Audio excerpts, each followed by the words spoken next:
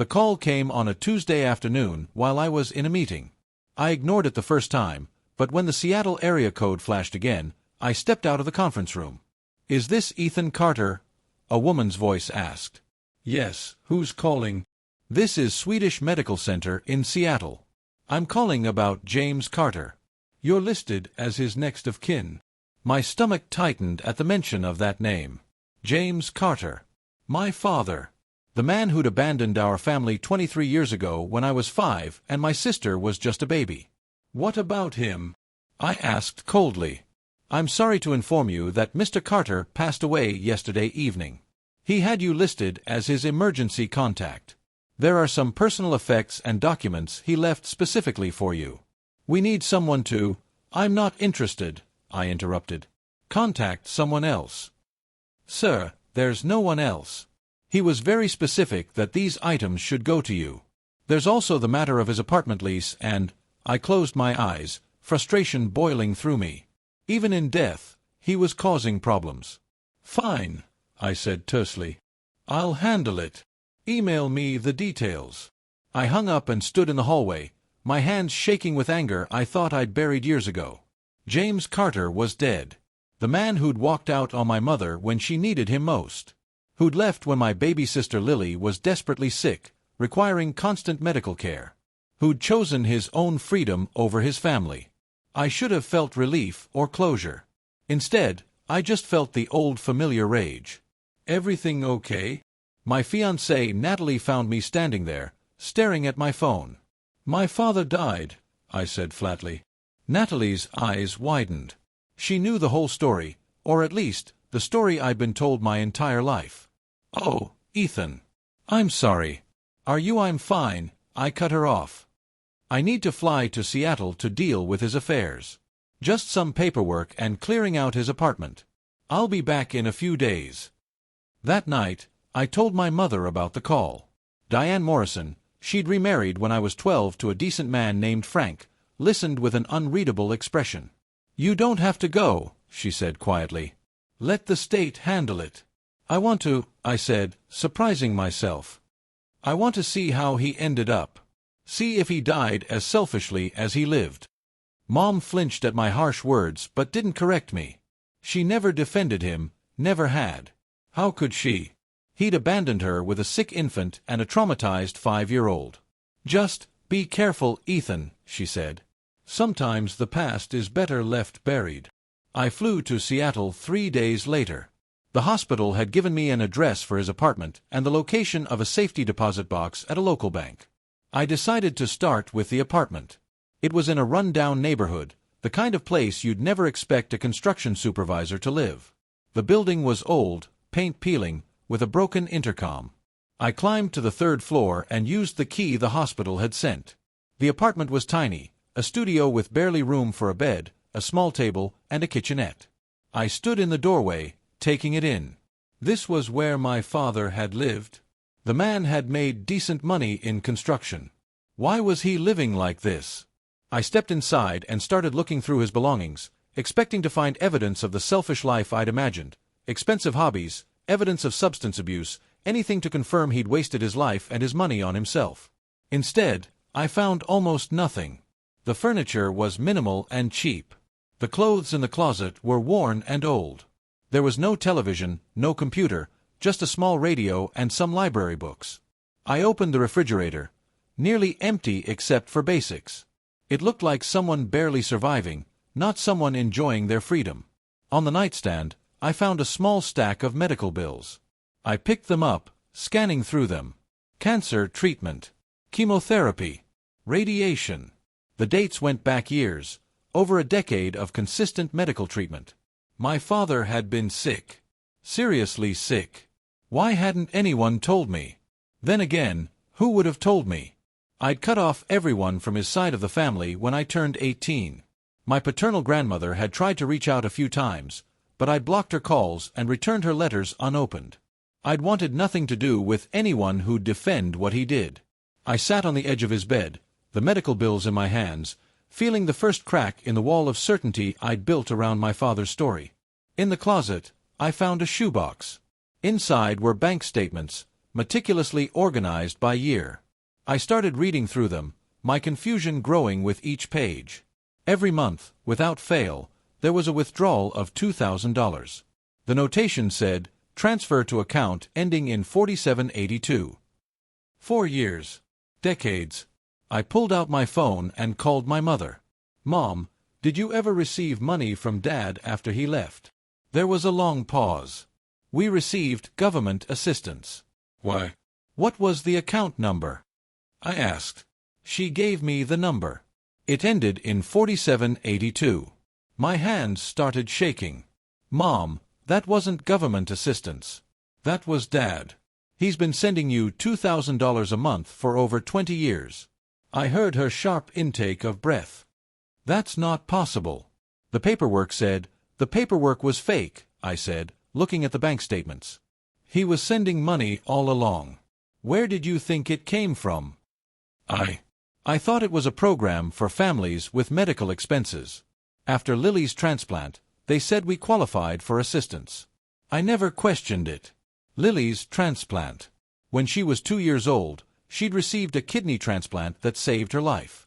We'd never known who the donor was. It had been anonymous. I need to call you back, I said, my mind racing. I continued searching the apartment. In a drawer, I found a large envelope marked Important Documents. Inside were medical records, including surgical papers from 18 years ago. Kidney donation surgery. Donor, James Carter. Recipient, Lily Carter. My father had given my sister his kidney. I sat down hard, my legs suddenly unable to hold me. All these years, we'd thought an anonymous donor had saved Lily's life. It had been our father.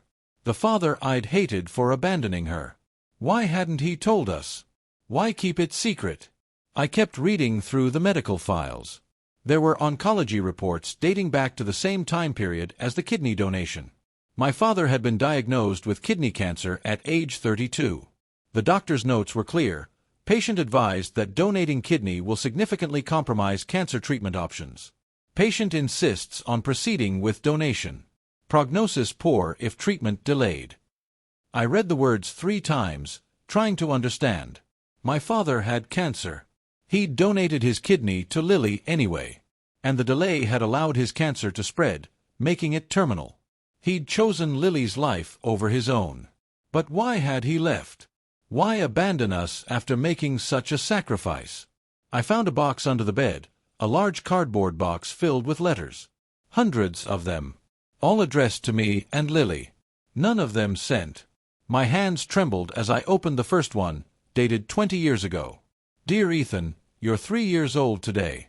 I wasn't there to celebrate with you, and you'll probably never understand why. But I want you to know that every decision I've made has been to give you and your sister the best possible life. I'm sick, son. Very sick.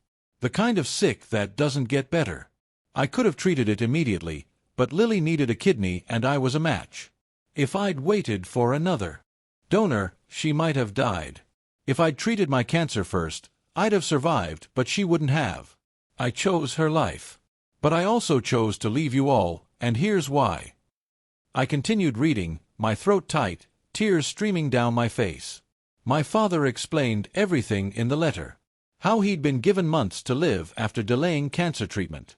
How he'd realized that if he stayed, my mother would spend years watching him die, unable to move on, unable to remarry, unable to give us a stable home. How he decided to leave and make himself the villain so she could hate him, divorce him, and eventually find someone else. I need your mother to move on, the letter continued. I need her to find a good man who can be there for you and Lily, who can give you the stable childhood you deserve. If I stay and slowly die in front of you, it will traumatize you. You'll spend years watching me deteriorate. Your mother will waste her youth caring for a dying man instead of building a new life. So I'm leaving. I'm going to make her hate me. I'm going to make you hate me. I'm going to disappear and let you all believe I chose myself over family. Because that anger, that hatred, it's clean. It's simple. It lets you move forward. But grief for a dying father? That traps you in place for years. I love you too much to do that to you. I set the letter down, my whole body shaking. I opened another, then another. 23 years of letters. Letters on my birthdays. Letters on first days of school he'd somehow known about. Letters on milestones and achievements. Dear Ethan, I saw your photo in the newspaper. You won the science fair. I cut out the article and put it on my wall. I wanted so badly to call you, to tell you how proud I am. But that wouldn't be fair to you. You have a life now. You have Frank, who I hear is a good stepfather. You don't need a dying ghost from the past disrupting everything. I spent hours reading through the letters, each one breaking my heart more than the last. My father had been watching from afar my entire life, collecting photos, tracking achievements, loving us from a distance, and suffering. The medical records told that story too. Years of cancer treatments, surgeries, radiation, chemotherapy, all while working construction jobs and living in this tiny apartment, sending every spare dollar to support us. I found his work history. He hadn't worked as a supervisor like I'd been told. He'd worked multiple jobs, construction during the day, security guard at night, weekend shifts at a warehouse. Killing himself to send us money while pretending to be a deadbeat dad who'd abandoned his family. My phone rang. It was my mother. Ethan, I found some old paperwork. There's something you need to know. Her voice was shaking. After your father left, I was so angry. But about a month later, he called. He said he was leaving for good, that he wanted a divorce, that he'd send child support but never wanted to see us again. He made me promise something. What? I asked, though I was starting to guess. He made me promise to tell you kids that he abandoned us. That he chose freedom over family. He said it was important that you hate him, that you not waste energy wondering or hoping he'd come back. I thought he was just being cruel. But Ethan, his voice, he was crying. I'd never heard him cry before. He knew he was dying, I said quietly. He wanted you to move on. Mom was silent for a long moment. Oh God. Ethan, I didn't know. He never told me about the cancer. If I'd known. He didn't want you to know. He wanted you to be free to hate him, to remarry, to build a new life. I need to come to Seattle, Mom said. We need to go through this together. Not yet, I said. There's more I need to understand first. I called the number for my paternal grandmother, Florence Carter. I'd blocked her years ago, but I still had her contact information. She answered on the second ring. Ethan. Her voice was filled with shock and hope. Yes, it's me. I'm in Seattle. I'm at Dad's apartment. I heard her sharp intake of breath. You know then. You know the truth. Some of it. But I need you to tell me everything. Why didn't you tell me? Why did you let me hate him? Grandmother Florence was quiet for a long moment. Because your father made me promise. He said if you ever found out the truth while he was alive, it would ruin everything he'd sacrificed for. He wanted you to live free of guilt, free of obligation to a dying man. That's insane, I said, anger flooding through me. I had a right to know. I spent 23 years hating him. I know, sweetheart. And it broke my heart every single day. Every time you sent back my letters unopened, every birthday that passed without hearing from you, I wanted so badly to tell you the truth. But I'd promised my son. And he was dying. How could I break a promise to a dying man? Her voice cracked. He loved you so much, Ethan. Everything he did was for you and Lily. Tell me everything, I demanded. From the beginning. And she did. She told me how my father had been diagnosed with kidney cancer when I was 4. How they'd caught it early and his prognosis had been good with immediate treatment. But then Lily had gotten sick, needing a kidney transplant. My father had been a perfect match. The doctors told him he couldn't donate, Grandmother said. They told him it would be suicide, that delaying cancer treatment even a few months could let it spread. But Lily was dying, Ethan. The waiting list for child kidney donors was years long. She didn't have years. So he donated anyway, I said.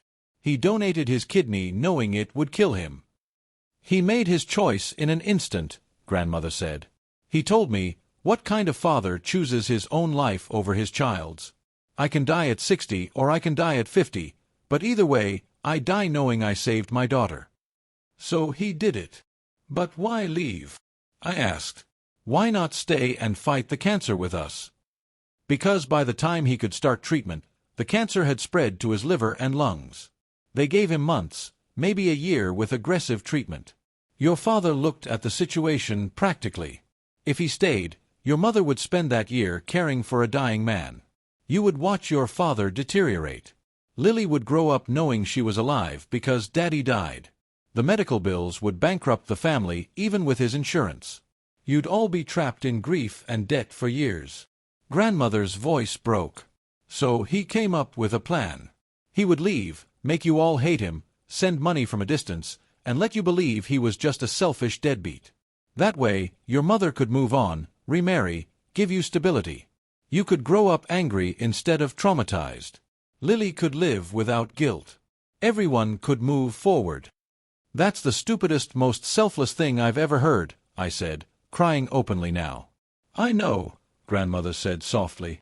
"Your father was brilliant and foolish in equal measure. He thought he was protecting you.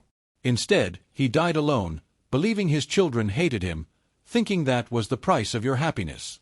"Did he suffer?" I asked. "Yes. But not the way you think.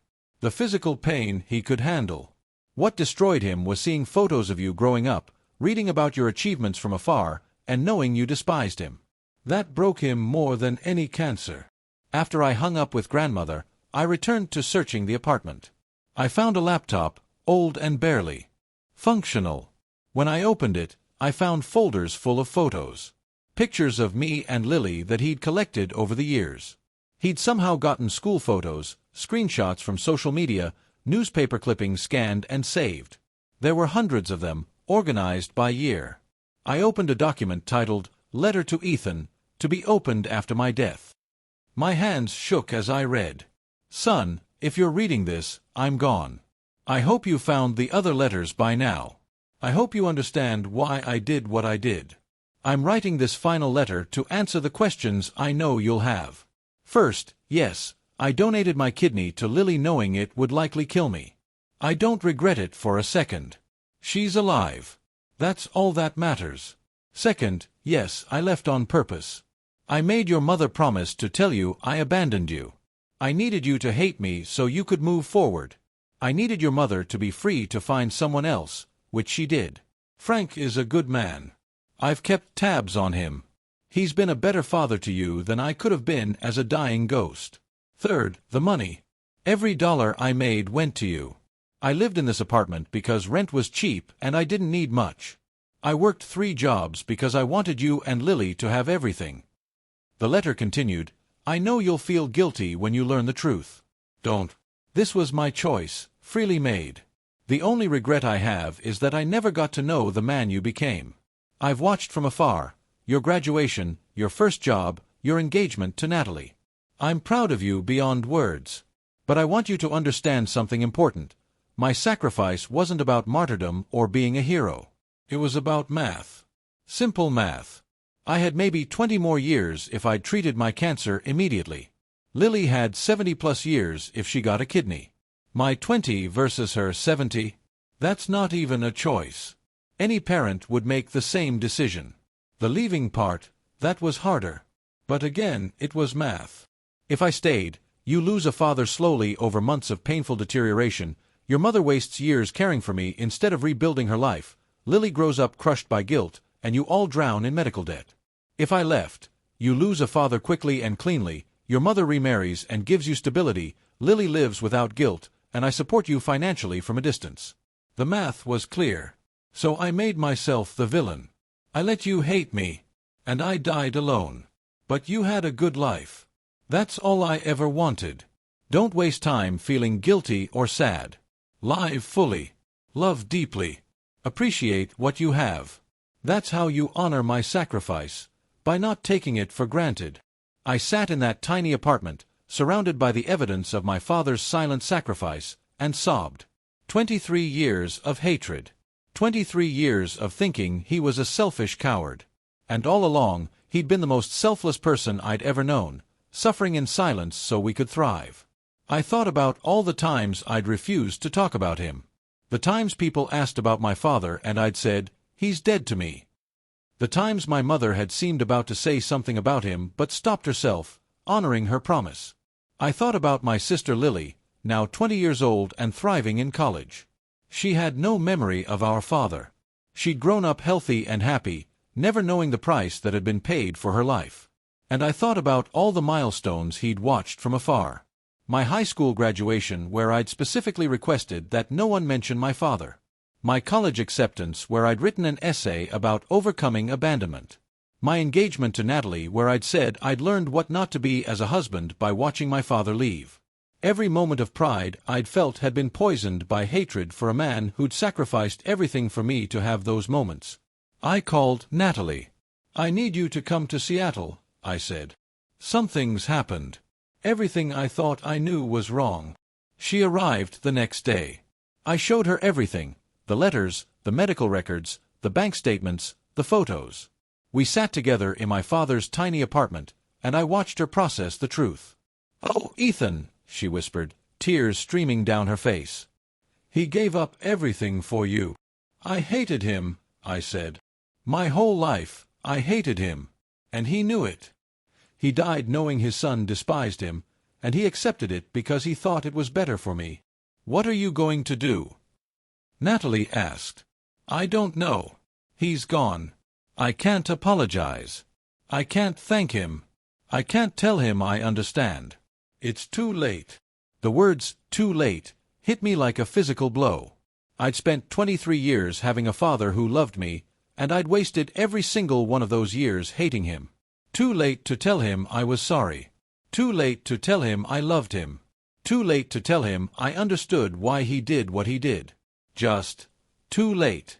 "You need to tell Lily," Natalie said gently. I nodded. That conversation would be devastating. How do you tell your sister that she's alive because your father died for her, and we both hated him for it? I called Lily that evening. "Hey, big brother," she answered cheerfully. "What's up?" "I need you to sit down. There's something I have to tell you about Dad." I spent 2 hours on the phone with Lily, explaining everything. I heard her crying, heard her struggling to process the magnitude of what our father had done. "He gave me his kidney," she kept repeating. "He died to save me." "Yes. And he made sure you'd never know so you wouldn't feel guilty." "But I should feel guilty," Lily said, her voice breaking. "He died because of me." "No," I said firmly, repeating our father's words. "He died because he chose to save you. That was his decision, made freely. He didn't want you carrying guilt. He wanted you to live fully, without that weight." "I never even knew him," Lily sobbed. "I have no memories. Nothing. And now I find out he was a hero, and it's too late to tell him I understand." We cried together over the phone, two siblings mourning a father we'd never really known, grieving for the relationship we'd been cheated out of by his silence and our ignorance. The next day, I visited the safety deposit box. Inside were more documents, more photos, and a USB drive. I took everything back to the apartment and plugged in the drive. There was a single video file, dated 1 week before his death. I clicked play. My father appeared on screen, looking frail and sick, sitting in what appeared to be a hospice room. "Ethan," he said, his voice weak but clear. "If you're watching this, I'm gone. I'm sorry I couldn't be the father you deserved. I'm sorry I let you hate me. But I'm not sorry for my choice. Lily is alive. You both had a stable home. Your mother remarried a good man. That's all I ever wanted." He coughed, clearly in pain, but continued. "The hardest part wasn't the cancer or the treatments or the loneliness. The hardest part was seeing you grow up angry at me and not being able to explain. But some sacrifices require silence. Some acts of love can only be done in secret. I watched you become a man, Ethan. A good man. Strong, principled, successful. You're everything I hoped you'd be. I'm proud of you beyond words. I wish I could have told you that in person, but this will have to do." He smiled sadly. "Don't waste time feeling guilty. Don't spend years mourning what might have been. I made my choices with open eyes. I chose Lily's life over mine. I chose your stability over my presence. I chose your mother's future over our past. And I'd make the same choices again. This is what love looks like, son. Not grand gestures or perfect moments. Real love is sacrifice. Real love is choosing someone else's happiness over your own, even when it costs you everything. I loved you enough to let you hate me. That was my gift to you. The video continued. There's something I need you to do for me now. First, take care of your sister. Make sure she knows about the kidney donation, but also make sure she knows it was my choice. She owes me nothing. Second, forgive your mother. She kept my secret because I begged her to. She's felt guilty about it for years. Let her know you understand. Third, live fully. Don't take a single day for granted. I gave up my years so you could have yours. Make them count. Love Natalie fiercely. Have children and be present for them in ways I couldn't be for you. Build a beautiful life. That's how you honor what I did, by not wasting it. He paused, wiping his eyes. And finally, know that I loved you. Every single day of your life, I loved you. Even when you hated me. Especially when you hated me. Because I knew that hatred meant you were moving forward, not trapped in grief. I love you, son. I've always loved you. I'm proud of the man you've become. Now go live the life I gave you. Make it worth the sacrifice. That's all I ask. The video ended.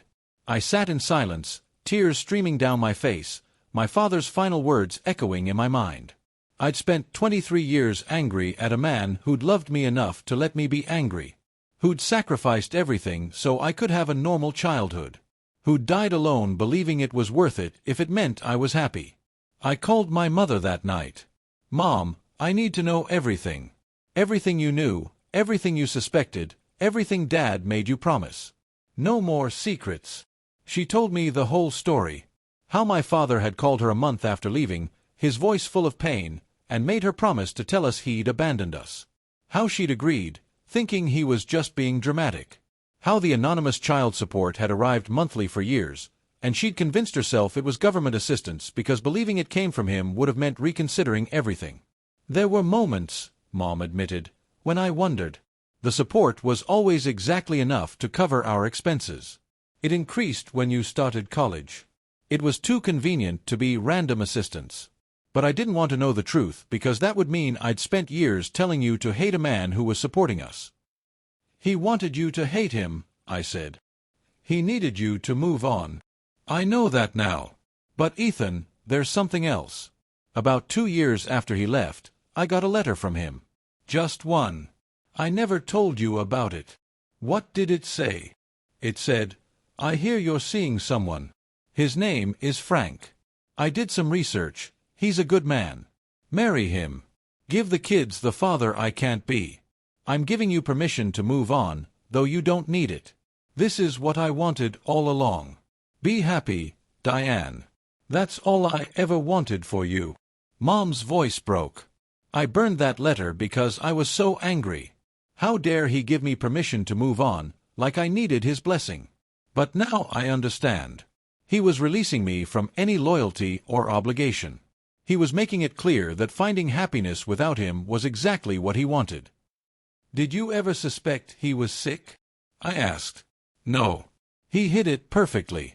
But looking back, there were signs. He'd lost weight the last time I saw him. He looked tired. I thought it was stress or guilt. I never imagined. She trailed off. Over the next week, I pieced together my father's entire story from multiple sources. Grandmother Florence filled in details about his final years. I tracked down his co-workers who told me about the 3 jobs he worked, how he never complained, how he'd always had a photo of me and Lily on his dashboard. I contacted the hospice where he'd spent his final weeks. A nurse named Maria remembered him. He was one of the quiet ones, she said. Never complained about the pain, even when it was clearly unbearable. He just lay there looking at photos on his phone, pictures of 2 kids. You and your sister, I assume. Did he have any visitors? I asked, knowing the answer but needing to hear it. No.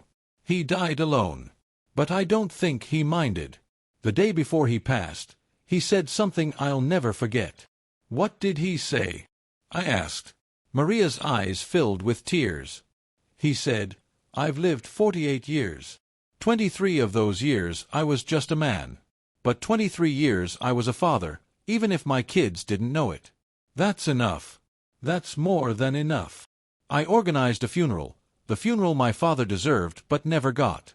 I invited everyone: Mom, Frank, Lily, Natalie, Grandmother Florence, my father's former co-workers, the hospice staff, and anyone else whose life he'd touched. On the day of the funeral, I stood before a crowd of people and told them my father's story. I told them about the sacrifice, about the silent suffering, about the love that required anonymity. I spent 23 years hating a man I didn't understand, I said, my voice steady despite the tears. I thought he was a coward who abandoned his family. The truth is, he was the bravest man I've ever known. He chose his daughter's life over his own. He chose our stability over his presence. He chose to be hated so we could be happy. I can't thank him now. I can't apologize for the years of hatred. I can't tell him I finally understand. It's too late for all of that. But I can do what he asked in his final message. I can live fully. I can appreciate every day. I can make his sacrifice worth it. Lily spoke next, crying openly. I'm alive because a man I never knew gave up everything for me. I have no memories of him, no moments to hold on to. But I have his gift, my life. And I promise to make it count. To live in a way that honors what he did. To never take a single day for granted. After the funeral, we buried my father next to his parents, with a headstone that read, James Carter, beloved father. His greatest gift was given in silence. Standing at his grave, I thought about all the moments we'd lost. The baseball games he could have attended. The school events where I'd wished for a father's pride. The graduations where his absence had felt like a wound. But I also thought about what he'd given me. A healthy sister. A stable childhood. A mother who'd remarried and found happiness. A life free from the trauma of watching a parent slowly die. He'd traded his presence for my peace. His visibility for my stability. His 20 years for my lifetime. And he'd done it quietly, asking for nothing, expecting nothing, knowing he'd be hated for it. That was love in its purest form. That night, I wrote a letter to my father, a letter I could never send but needed to write. Dad, I understand now. I understand why you left.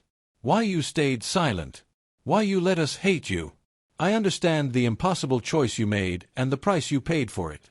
I'm sorry I hated you. I'm sorry I never visited, never wrote, never gave you a chance to explain. I'm sorry you died believing I despised you. The letter continued, but I also want to thank you. Thank you for saving Lily. Thank you for giving us stability. Thank you for working 3 jobs so we'd never go without. Thank you for watching from afar, proud of achievements you could never acknowledge. Thank you for loving us enough to let us hate you. That took more courage than I can comprehend. I'm going to spend the rest of my life trying to be worthy of your sacrifice. I'm going to love Natalie the way you loved Mom, selflessly, completely. I'm going to be present for my children in ways you couldn't be for me.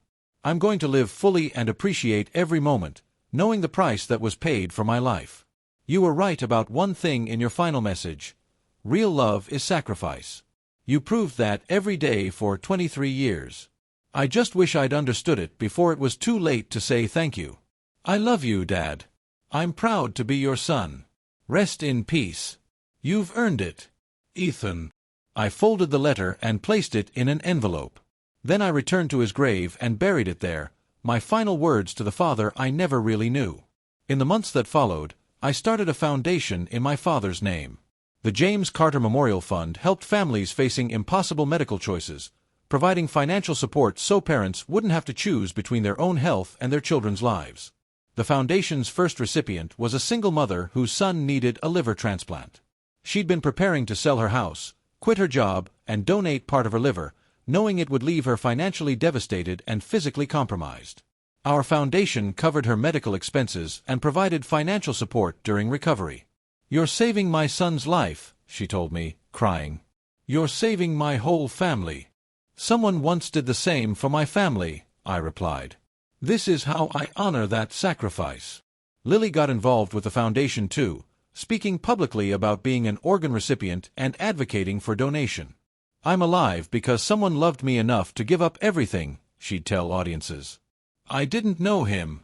I never got to thank him. But I can honor him by helping others make similar choices without having to sacrifice as much as he did." Mom and I grew closer through the process of understanding my father's sacrifice. She'd carried guilt for years, knowing she'd promised to make us hate him but not fully understanding why. "He manipulated all of us," she said one day. "But he did it out of love. I'm not sure if that makes it better or worse." "Better," I said. "Definitely better. He saw the future clearly, saw what would happen if he stayed versus if he left. And he chose the path that would cause the least long-term damage, even though it cost him everything." A year after my father's death, Natalie and I got married. As I stood at the altar, I thought about the man who'd made this moment possible. My father had worked 3 jobs to help pay for my education. He'd suffered in silence so I could build a career. He'd died alone so I could stand here, healthy and whole, marrying the woman I loved. During my vows, I added something unexpected. "I want to thank someone who isn't here today," I said, looking at the empty seat where a father should have sat. "My dad, James Carter, taught me what real love looks like.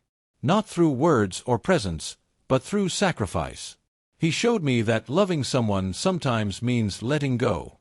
That the hardest gift you can give is anonymity. That true strength is bearing hatred so others can feel peace." The guests were confused. They'd heard I had no relationship with my father. But my family understood. Mom, Frank, Lily, and Grandmother Florence all cried quietly. "I'm the man I am today because of his sacrifice," I continued.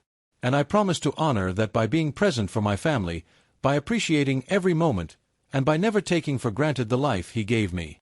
That night, Natalie and I visited my father's grave. "Thank you for my husband," she said, placing flowers on the headstone. "Thank you for raising him to be strong, even from a distance.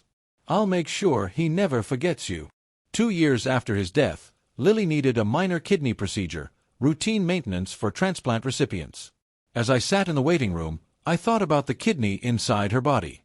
My father's kidney. He'd been dead for 2 years, but part of him was still alive, still functioning, still saving my sister's life every single day. "It's strange," Lily said when she woke up from the procedure. "Dad's been gone for years, but he's still keeping me alive. Even now, he's still sacrificing for me." "That's what parents do," I said. "They give pieces of themselves so their children can thrive."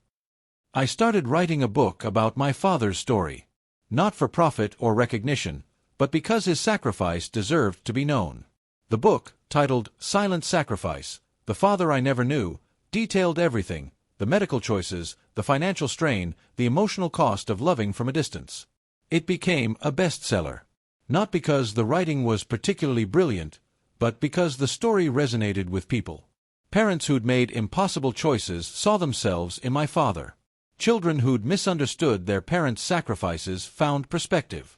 People dealing with terminal illness found courage in his example. I received thousands of letters from readers sharing their own stories of unappreciated sacrifice. A woman wrote about her mother who'd worked 3 jobs to send her to college, never complaining, never seeking recognition. A man wrote about his father who'd stayed in a job he hated for 30 years to provide insurance for his sick wife. Each story reinforced the same truth: the greatest sacrifices are often invisible. The deepest love is frequently silent. And we rarely appreciate what we have until it's too late. 3 years after his death, I became a father myself. When Natalie placed our daughter in my arms, I felt the full weight of my father's choice. I looked at this tiny, perfect human and tried to imagine what it would take to walk away from her. To love her so much that I'd disappear from her life. To let her hate me if it meant she'd thrive. I couldn't do it. I could barely stand to be away from her for an hour, let alone a lifetime. But my father had done exactly that. He'd held me when I was born, loved me for 5 years, then walked away and let me despise him for 23 more. That took a strength I couldn't comprehend. We named our daughter Jamie, a feminine version of James. I wanted my father's legacy to continue, wanted his sacrifice to be remembered through generations. When Jamie was old enough to understand, I'd tell her about her grandfather. About the man who gave up everything so his children could have everything. About the hero who never wore a cape or sought recognition. About the father I never knew but would spend my lifetime honoring. 5 years after his death, I visited Seattle again. I went to his old apartment building, which was being renovated. I went to the construction sites where he'd worked. I went to the warehouse where he'd pulled night shifts. I traced the geography of his sacrifice, walking the paths he'd walked while slowly dying and working to support us. At each location, I met people who remembered him. "Quiet guy," said a former co-worker. "Never talked about himself. Always had a picture of his kids, though. Used to stare at it during breaks. He worked harder than anyone," said a warehouse supervisor. "Even when he was clearly sick, he never missed a shift. We all thought he was saving for something important." "I asked him once why he lived in such a dump when he clearly made decent money," said his former landlord. "He said he was investing in futures. I thought he meant the stock market. Now I understand he meant you." Each conversation added another layer to my understanding. My father had been surrounded by people, but profoundly alone. He'd worked alongside colleagues but shared nothing personal. He'd been part of communities but never truly belonged. His entire life had been defined by absence, absent from his family, absent from connection, absent from joy. Also we could be present, connected, and joyful. Now, 10 years after his death, I stand at his grave with Jamie, who's 7, the same age I was when I started hating him. "Tell me about Grandpa James again," she says, tracing his name on the headstone. "Grandpa James was a hero," I say. "He made the hardest choice a person can make. He gave up everything he loved so the people he loved could thrive." "Why didn't he stay?" Jamie asks. "It's the same question I've asked myself 1,000 times. Because sometimes love means letting go. Sometimes the greatest gift you can give is absence. Grandpa James knew that if he stayed, his family would suffer. So he left, and he let us think he was bad so we wouldn't miss him." Jamie considers this with the seriousness only children possess. "That's sad." "It is," I agree. "But it's also beautiful. Because his sacrifice meant I could have a happy childhood. Which meant I could grow up and meet your mom. Which meant you could be born. You exist because Grandpa James made an impossible choice. That's his legacy, not just Aunt Lily's life, but yours too, and your children's someday." I think about the ripple effects of my father's decision. How his choice to donate his kidney saved Lily, who's now a doctor helping other sick children.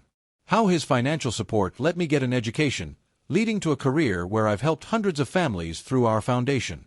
How his sacrifice gave me the perspective to write a book that's changed thousands of lives.